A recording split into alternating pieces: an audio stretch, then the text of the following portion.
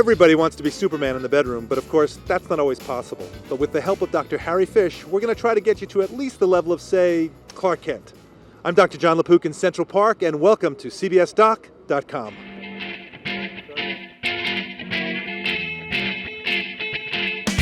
So we're doing a show for the web about male sexuality. Male sexuality. Oh, that's a broad question. There's a lot I don't know. Oh, let's see. I'm going to be talking to a male sex expert. So it's a free advice. I could have a question, but not in front of my girlfriend, right? And when did he start screaming like this?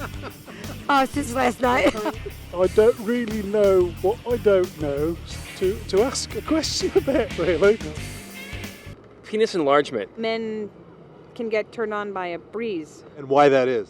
I have no idea. That's what I'm asking. This is my friend, Dr. Harry Fisch. Harry, introduce yourself. I'm Harry Fisch. I'm a fertility doctor. I'm a professor of clinical urology at Columbia University Medical Center, New York Presbyterian Hospital. One of the questions we had was from one woman said, what is it with guys? They always seem to be aroused, you snap your fingers, they're aroused. Like the majority of men are more interested in sexual things than women are. It seems that most things turn men on. Do you think men differ from women in that respect? Oh yes, definitely. Is there a difference between men and women in terms of that?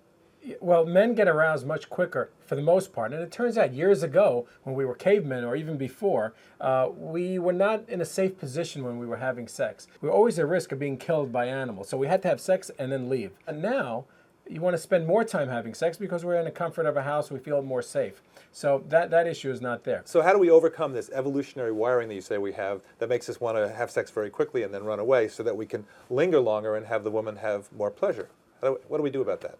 I have no idea. You heard it here from Dr. Harry Fisch, expert in sexuality. Do you have an answer for that? Absolutely. It's communication. Stay a while. Take your time. Oh, I see. Okay. Talk. And also, figure out where things are down there. Don't you think that a lot of men don't know where things are? Do you think guys know where everything is? No. They are too cocky to actually, learn about it or educate themselves, or they're maybe embarrassed about not knowing. In this country, you get sex education in some areas of the country, really in junior high school and a little bit in high school. But you don't really get a lot of sex education once you start having sex. So sex education for adults is something that's very, very important because if you have problems having sex, I will guarantee you're going to have a relationship problem and you could easily have a fertility problem. And if you have problems in the bedroom, it could really indicate a medical problem. A lot of guys don't know what it takes to pleasure a woman and to pleasure a woman on a regular basis, and they don't really know if they have a problem. The most common sexual dysfunction is premature ejaculation. How long should you last intravaginally? And it turns out it's supposed to be between 5 and 10 minutes. If you on penetration are only lasting less than 2 minutes, you have a problem. Now, your wife or girlfriend or partner may not tell you, but most of the time they're very upset. And now we know that there are certain treatments for it. And what's amazing is when we treat couples for premature ejaculation, both the couples are happy, the wife is happy, the partner is happy, and the relationship really improves. So that is something that can really affect not just sexual function, but the relationship and well-being. Penis enlargement. And do the pills really work? And what is the business behind that? Well, a lot of people are worried about the size of the penis unnecessarily. This book is about, 5 inches in length, and that's the size of an erect penis. And nearly all men are about the same size. Very few men have very small penises. What about these products that people sell? Yeah, well, when we talk about penis enlargement, people are thinking increasing the length of the penis. And there really is absolutely no way of increasing the length of the penis. However, what people don't realize is the width, the girth of the penis is very important. So a firmer erection will give you a wider penis. So the way to really increase the size of the penis, which is really the width, is to increase your health, the blood flow to the penis. And factors that do that are eating a proper diet, exercising. Viagra, of course, helps it. Products like Viagra because it increases the blood flow to the penis. So these products that are advertised on the internet? These products are scams. Some of the misconceptions that men have when they're arriving here is that their problem is unique to themselves. And the truth is that a lot of the problems that they're having, whatever the problems may be, is very common. People are talking about ED and stuff like that. Erectile dysfunction. Yeah, so I would like to know if you can touch like younger people or around what age? 50, 60, 75? That's what I want to know. Erectile dysfunction can occur at any age. In fact, what is the definition of erectile dysfunction? It's inability to perform sexually in bed or otherwise, but it's different if you're younger compared to older. Younger men tend to have erectile dysfunction because of stress and anxiety, performance anxiety. As you get older, the erectile dysfunction is different in your 40s, 50s, and 60s because it may be related to heart disease and other issues that are going around there. What about medication?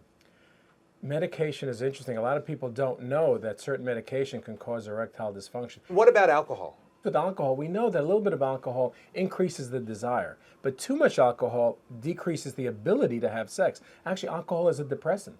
So if you drink too much alcohol, you're sleepy. You're going to miss the entire opportunity to have sex. So we always recommend not too much alcohol. A little bit, okay. Too much is no good. There was this poster of Superman, and I said, well, every guy wants to be Superman in the bedroom, but you can't always do that. But with the help of Dr. Harry Fisch, maybe you can at least be Clark Kent.